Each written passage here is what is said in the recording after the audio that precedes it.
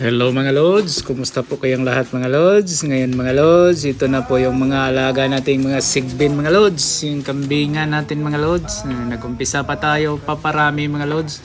Yung iba mga native siya, pero yung mga nasa kulungan mga Lods ay ano siya, mga upgraded na siya, bower at saka may sanin tayo diyan. Ito mga ano, medyo mga upgraded na rin itong mga nasa labas.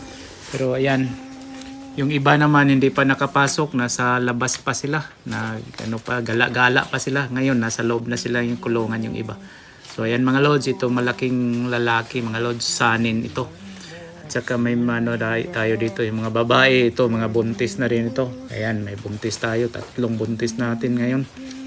So sana po ay magpatuloy itong pagparami natin ng mga alaga natin. So yung lalaki ito, yung lalaki na kambing natin na buwer. So ayan mga Lods, maraming salamat sa patuloy na